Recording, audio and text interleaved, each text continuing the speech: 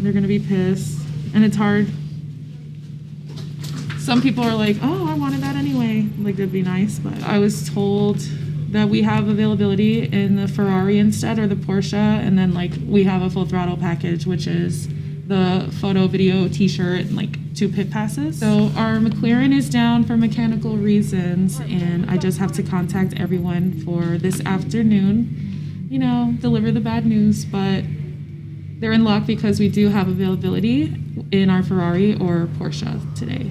And then also throw in a full throttle package. So let's see, I have the number.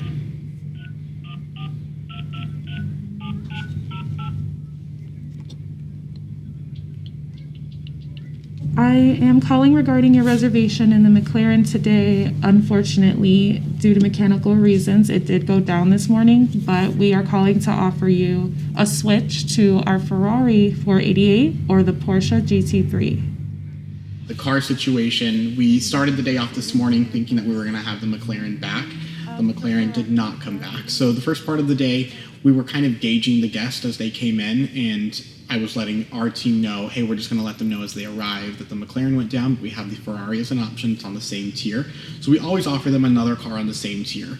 We always bring a backup car, so it's called a hero car. This weekend, that hero car was a Ferrari 488 on the same tier as the McLaren. People were getting here and they were very upset that they weren't driving the McLaren. So immediately I pulled someone from my team and had them start calling every McLaren for the afternoon to let them know so that they weren't getting here unaware. Yeah, I understand. I'm sorry for the last minute phone call.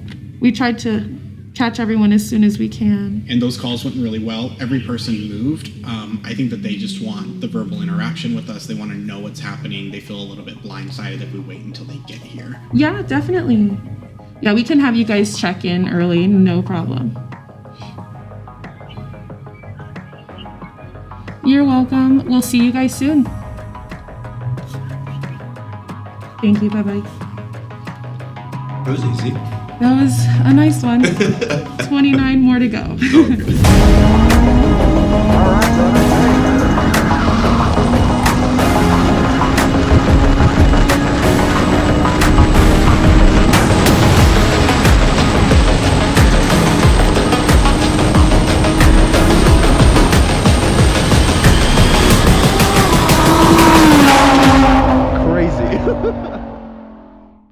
Our customers, when they come to drive a supercar, are going to interface with our event staff. That's what most people's perception of the business is. Meanwhile, like I mentioned before, on the back end, there is a whole team of people making this thing work, from the marketing and sales to the guest services and operations, planning out our trucking routes and doing every little detail behind the scenes, making sure we have tires and equipment and just nonstop logistics on the back end. And then the front end, though, is what everybody sees. You are greeted by a friendly person checking you in, and then through the classroom and beyond, is you're going to interface with a number of people at Extreme Experience who are all, experts in their own domain. So you guys know one of the guys? What's that? You're not one of the guys? If I get Jason in there, I'm okay with it. So let's load it from... My name is Juan Leon. I work for Extreme Experience. I'm in charge of the pits, customer service, sales, and setup and tear down, as well as the cars. Joe was also telling me you're the hype man of the company. I have a lot of energy, always. I don't even know why. I don't even drink Red Bull, or coffee doesn't make me any difference. I'm just a happy guy, I guess. I'm having a good time, and I enjoy what I do, and I do my best always. In the classroom, they mention my name for anything they need at the pits. We can be a helmet, a head sack, water, or sales. The main thing is for the sales, so they know that when they're gonna go again, or they want to buy a lead car ride or another drive, or they want to take somebody else, they gotta go through me. Yeah, and I'm happy to meet a lot of people. Like I said, they know my name once, and the idea of putting names on their drive tags came from me, because knowing your name as a customer, you feel like I know you already, that we are friends. You know, man, I'm gonna get to know your name in a minute, and I will tell you, go to your line, and I tell you your name, and that is really cool. Making people feel like they're friends or family. So in the morning we arrive, we try to set up our tents, make sure the lines are straight for people to come in and find the lines. Customers come out of the classroom, I wait for them into the lines. I have a sorting line. So I have people that's gonna go straight to the lead car or people that don't wanna go for a lead car, and I send them to their lines, either number or car they're gonna be driving. As soon as I'm done with that, I come and assist Johnny, my son. He's the expediter with more helmets and with people that's coming out. At the moment, I'm gonna receive them out of the car, out of the lead car or out of the supercar, and try to ask them if they wanna go again, or they can always, they have more drives, send them to the next line of the car they're gonna be driving. Try to make them happy. Yeah, that is customer service. Added 100% customer service. The experience you're gonna get is gonna be worth it 100%. And we're gonna do our best to make them have a good time and to experience what I never had experienced before. At that point, it's time to pull out on the racetrack and go experience the car that you signed up for. In my hands, I can't get enough, get enough. Feel the ground shaking, no, I'm not giving up, giving up. Feel like All right, brother. Hey, are you driving? We meet again. Yeah. feel like you can't let go. Oh, see the light in front of you. Reach for what's inside of you. Are you ready? Opens up and then we can get on the gas hard. Okay, go. Feel like you can't let go. Oh, see the light in front of you. Reach for what's inside of you. Are you ready? Are you ready? Feel the spark that's under you. Push until you break through. Are you ready? Are you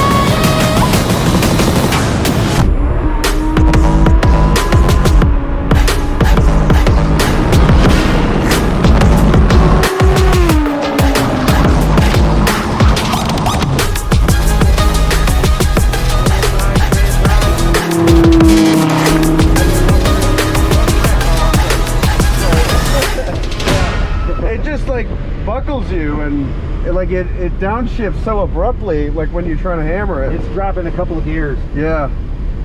Good job. It's fun though. This thing's fun. Good job. Okay, we're good. Sweet. There you go. Thanks, Bob. Yeah, that was solid. Appreciate it. Yes, they promoted me from tech to general manager. That's amazing. It's a big jump, yeah. My name is Brandon York. I'm the event general manager for Extreme Experience. It's really monitoring all the different departments, all the issues that may or may not come up. A lot of issues here at the events. You know, it's a pretty liquid experience for my part. Probably the way I look at it is I'm more of a facilitator. If you need something, I'll get it for you. If you are having an issue, I will solve it for you. I'm less of a commander here, and definitely more of a facilitator. The challenges that I go through in the day are typically going to be centered around the cars and personnel. Cars go down, they're finicky, they're delicate. What happens when that car goes down? Then we've got to move 40, 50 people into either a different car or a different day. The last thing that I have to contend with is weather.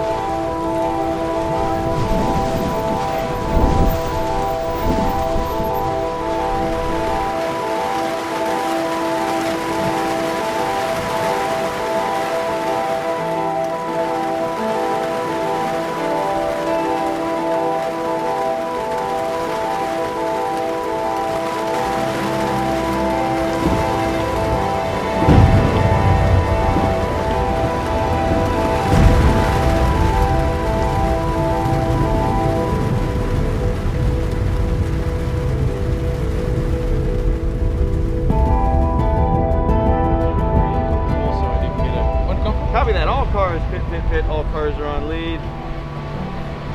Walter, you're good to go, baby. Good to go. Excuse me, that's Tripp. Good to go. Somebody's good to go. We're going to refuel. The last drive was very slow, so we didn't get a good assessment of the track conditions. So You guys are one of the guys? What's that? You're not one of the guys? If I get Jason in there, I'm okay with it. So let's load it from fuel. Can you take a very conservative shot in there and give me a full report on the conditions? Okay. That is the car that if you're going to have any kind of, extra fun without going round and round at the, six-figure expense. Then with the Hellcat being the most sensitive car, it is better now with those Goodyear tires. It is significantly better. I actually liked it better with the Squirrelier tires, which was more entertaining. Yeah. And you could depend on losing traction earlier at the lower speed. Now you're going to get more speed and then lose traction, which could be more exciting than we want. So with somebody like Jason in here, I'm happy to defer to him. That he especially is good at calming people down before there's excitement, having a lower entry speed, keeping it safe.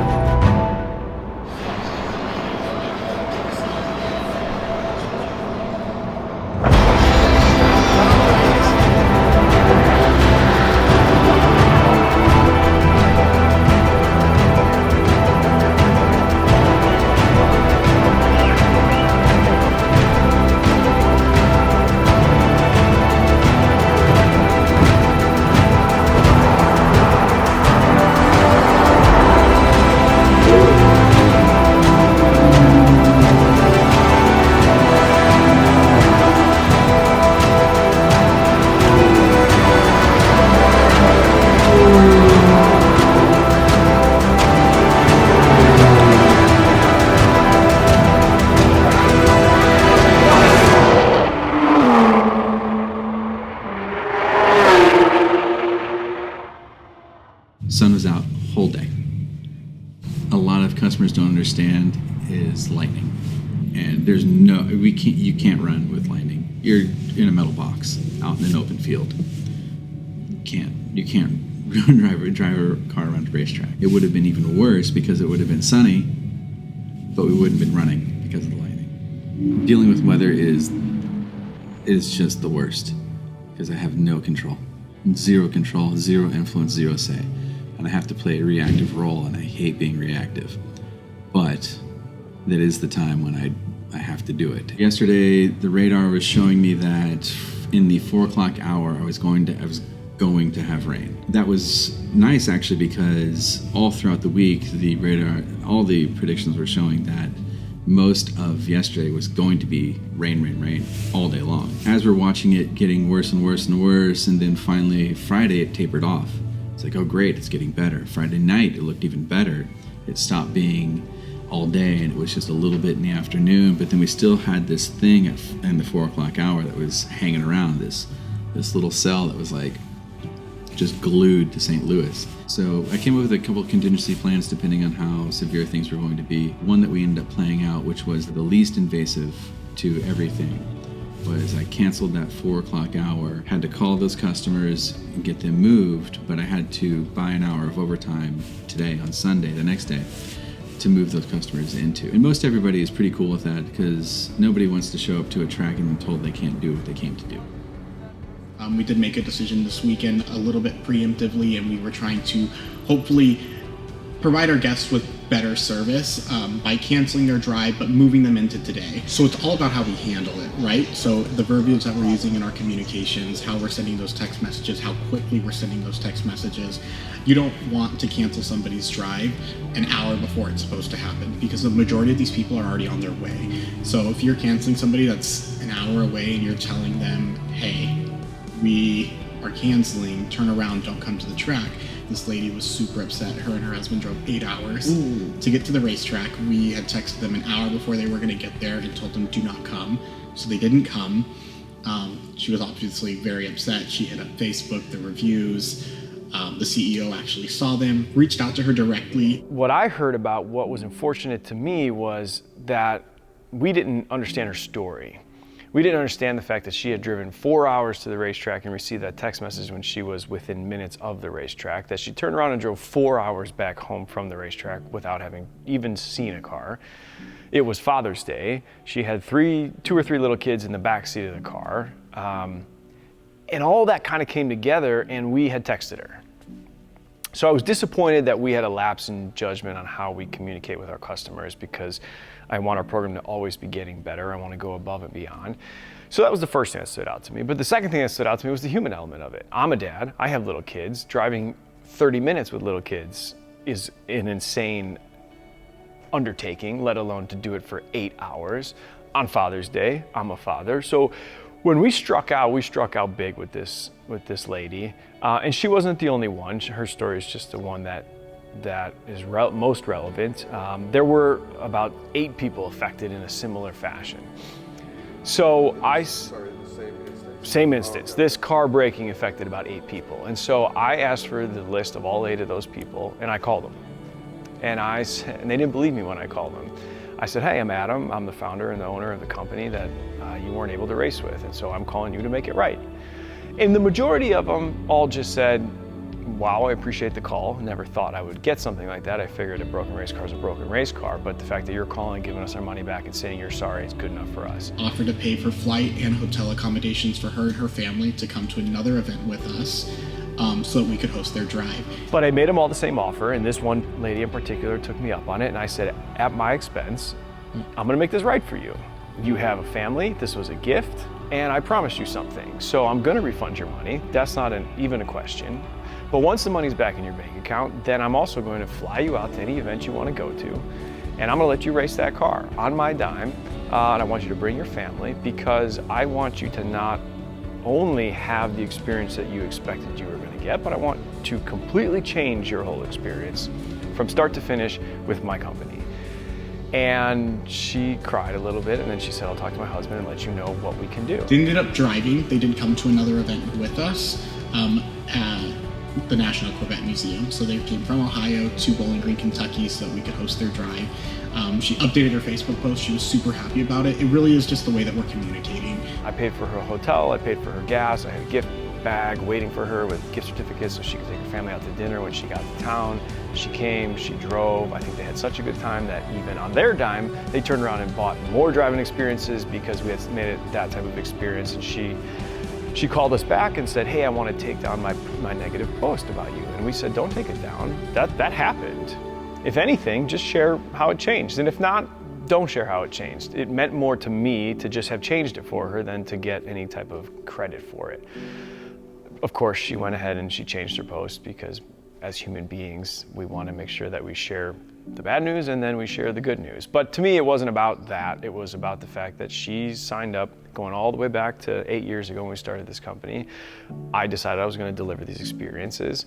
And as we've grown, not only do I want to deliver them, but I want to over-deliver on them. And so when she had a bad one, I know I needed to climb out of a hole and I needed to make it right. And then I needed to go above and beyond. But I think the satisfaction that I received out of having the ability to make a day so special for her and her family probably meant as much to me as it did to her to be able to go and actually do it. So I was grateful that that opportunity presented itself. And then subsequently I had the opportunity to go in and figure out where we didn't communicate properly and how we could fix cars quicker. And systematically we got to work on our company as well, but it was about the people. It always is about the people, but that particular opportunity gave me a chance to have some fun and focus on that too. We run a lot on faith, right? We're going out on faith that the weather's going to do well for us. We're going out on faith that the cars are going to work all weekend. We're going out on faith that we're not going to have a bunch of people show up early and then there's lines and then we have people out in the sun for 2 hours. It's not what we want. I don't believe that we would have ever canceled anyone's drive yesterday had we not known that we were going to be able to host them today. We would have just waited for that weather to come, and if it didn't come, great, and if it did, then these people, we would have had to last minute figure out where they were going. It really hurts to see when people arrive, and today I had some lady show up with a McLaren and her husband said, this really hurt me, and she started crying right in front of me because he wasn't going to get to drive the McLaren that they had chosen today. And I did everything I could to accommodate them. I went the extra mile. I switched them to a Ferrari. I offered them a Porsche drive. I offered them a voucher to come back with us again next year. It was just really heartbreaking for him to be so upset. She was really upset. And it really came back to us just not letting them know in time. Seeing these people really sad is probably the worst part of my job. So it all worked out pretty neutral. And that's, best case scenario. So it's just kind of how we deal with weather. I mean, I've definitely had to cancel whole days before and, just deal with that. That's not an easy thing to do, but you got to do it. It's the only thing I can't control is the weather. Everything that we can do to make them aware, we're taking care of it, we're handling it, we're caring about you. We want you to drive. We don't travel, our team doesn't travel across the U.S. to cancel your drive, I promise. But, that sort of thing happens. It's a weird thing, you try not to have those things happen. And we do everything we can to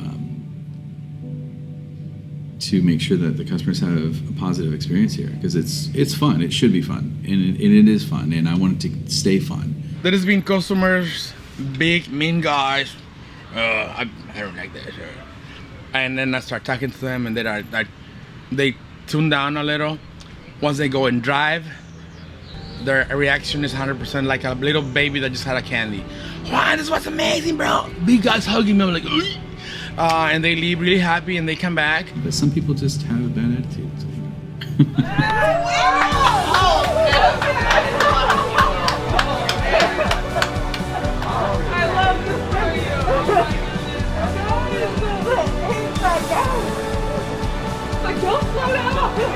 He's like, go, go, go, go, go, go. That got rid of audio.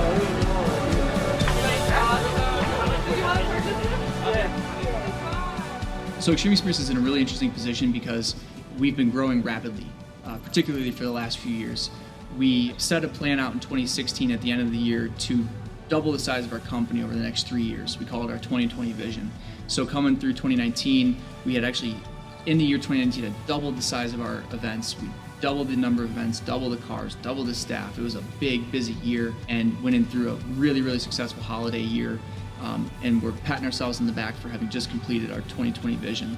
The year started out with which we do every year, with a big conference where everybody gets together and we plot the path for the next year or the next 3 years. So we started out our next 3-year cycle, had a really great conference. We were rocking and rolling.